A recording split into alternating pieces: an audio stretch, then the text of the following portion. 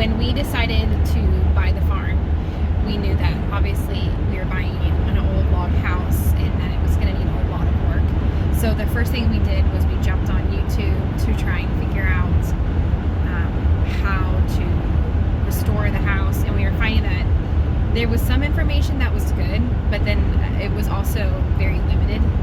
So we really want to go to the office and talk to the experts and kind of pick their brain for what we need to be doing and looking for. Our house was built late 1800s, early 1900s, and I want to say it was in Chester, Pennsylvania, but I'm not sure. And it was there until the late 70s, early 80s. And apparently there was a fire, and it had burnt the roof of the house and the floor through. And that's when our neighbor Claire and her husband Charlie went at some point and bought the logs and then moved them to our current location where our home is now. And that was in the 80s. They did this. They did a poured concrete foundation, and then they rebuilt the log house to the best of their ability, what they remember.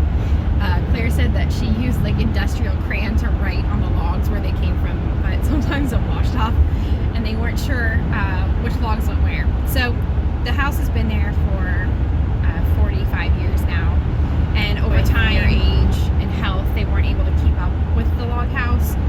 So there is deterioration to the logs and soft spots, and we did find some carpenter ants.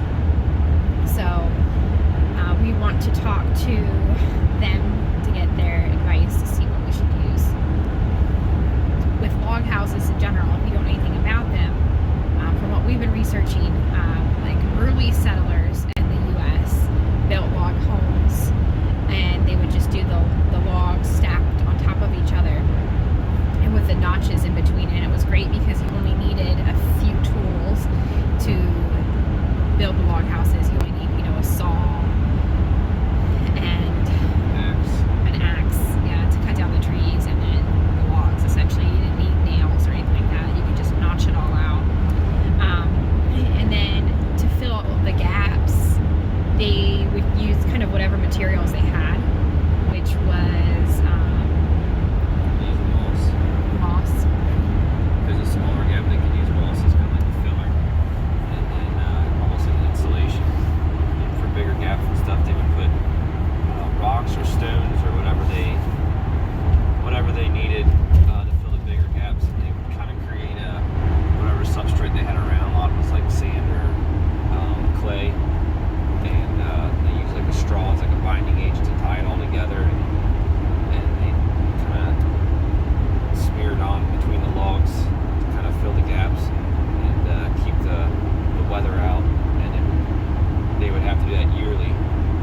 Every time in the spring or early fall, they would have to go back through and reapply whatever that would be called, a daub or whatever that was. Or cob. So that's what they did way back when. And then as technology and resources became more available, they went to like a mortar mix and like a metal lath, which is still used today. But now they have synthetic material, petroleum-based material, which is chinking for the chinking, which is what we're going to look at today, Perma-Chink. And it basically just a specialized caulk is what it is. So it kind of stretches as the log throughout the seasons expands and contracts with weather. The logs will move, and it kind of moves with the logs. Whereas when you do mortar, depending on the time of year you do it, it can crack or it'll separate from the logs, because it'll create a really good tight air barrier for the air. So yeah, we're just going to see what Perma-Chink has to offer in way of products. I really love the log house so far. It's been really fun. I don't very small actually at all. I think one thing that helps is the second story has like the gabled roof, so it really feels tall in there, which we might hate this winter because it's going to be super cold. But it's been great. It's been really fun. We've always loved the idea of doing something different with our lives. I mean, obviously with the homesteading and all the things that we do, we love living off the beaten path and not being like everybody else and living in that rat race. So this is just another step in the opposite direction for us, and it feels really good. And just the fact that we were able to buy the farm, buy the house, spend years of dreaming and wanting this, and it finally came to fruition. So yeah, so we're very, very grateful. So anyways, enough rambling. We'll see you at Perma-Chink. We made it.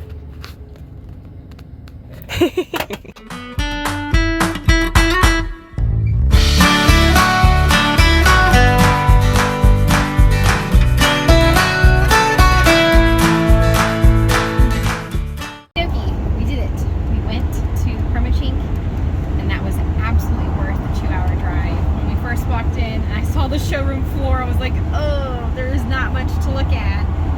I was like, is this going to be a big waste of our time? But we talked for like an hour and a half or so to the manager. I think she's the regional manager, right, for the whole area. She was fantastic.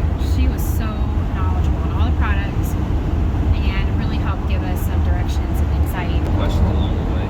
Yeah, answering a ton of questions. We just rapid fire questions pretty much the whole time, which was nice. And then she also sent us home with 5 bottles of sample stain, so we can decide what color we want to stain the logs, and then how to go about sealing them. So pretty much the process that we're looking at now is we're looking at, feel free to jump in when I mess it up. So we're going to be pulling off the siding. We're going to be washing the logs really good and cleaning them, and then we're going to determine whether or not it had been stained before the logs. I'm guessing that they hadn't been stained. And then from there, we're going to probably be removing the chinking. She said that we probably don't have to remove the chinking, but we really don't feel like it was done right. And we don't think it was. We don't know for sure, but we're just guessing. This is like, worst case scenario. This is the process. We're guessing that we're not going to salvage the chinking in there. We want to get it done right the first time, and we don't want to have to redo it. So I'll have to remove the chinking, and then we will fill the chinking with the backer board. No. We're going to repair whatever logs that need repaired from rot and insect damage with either the epoxy. Oh, we have to do the borax thing too. The borax comes first. Yeah, it was. Which is like an insecticide.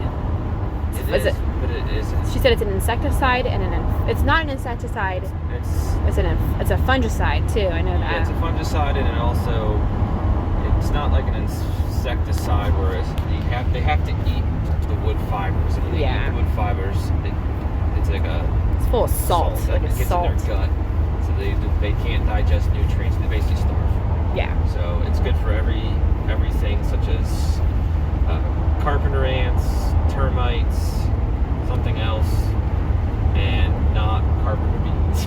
Yeah. So that's another process. Really, I think with them it's just to try to keep deterring them from being there, and then because I think with carpenter bees you're just trying to stop them from coming back. I think they just they always go back to the same place that they were born and where they lay their eggs. So if you can kind of stop that cycle and just stay on it to maintenance and keep filling the holes and stuff that they create, get them early. So that's inside and outside. We'll have to do both sides of the logs. Outside with insecticide, whatever it is, and then we stain. But this is after we treat any damaged logs, and then we stain, and then we chink,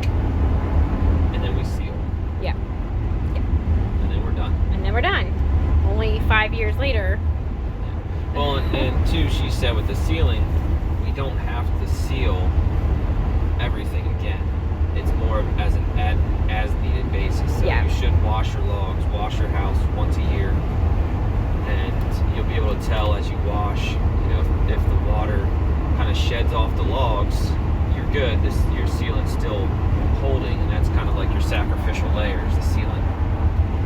If you notice like your logs are getting darker, then it's obviously absorbing the water, which is your sealant isn't working. So you shouldn't ever have to restain as long as you keep up on your sealant. Right. Your sealant is a sacrificial layer.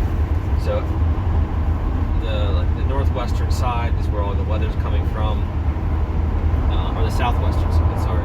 That's where all your weather's coming from. So that's going to be the side that you're going to have to watch the most. Anything under roof, under a porch roof, something like that, it's obviously not going to get as much weather.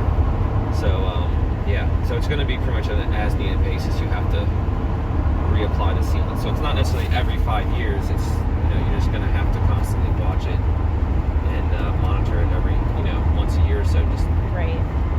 check it out. Yeah. So But I thought what else? I thought it was just really nice to be able to talk to her. It was a little tour around the warehouse and talked about how they ship things and that they ship to From Maine down to out to Ohio, down to Yeah. West Virginia, the whole Yep. like Northeast region, I think she said. So it's kind of cool how I keep thinking throughout this whole process how God has just given us this opportunity, and as we're kind of like peeling back the layers to all of this, just the little things that come up that we're 2 hours away from a log home restoration company. Oh, let's go up there and see. And you know, it's definitely going to take a lot of time and money and effort on our part to really fix this house up right. But I think also it's just kind of trusting God and what He brings to us too, as far as help and the wisdom to do it. So thought it was good. She was great. Yeah. and she told us a good place to eat. Oh yeah, she told us a good place to eat, and she sent us home with a bunch of free 5-gallon buckets. So Empty. They're empty though. empty buckets, yes. They weren't full of chinky. That would have been nice, right? But the buckets were nice, as you could always use extra buckets on a homestead. So yeah. So now we're gonna go home and pick up our babies, and we have a birthday party to get ready for tomorrow, and some things we have to do this weekend to continue to fix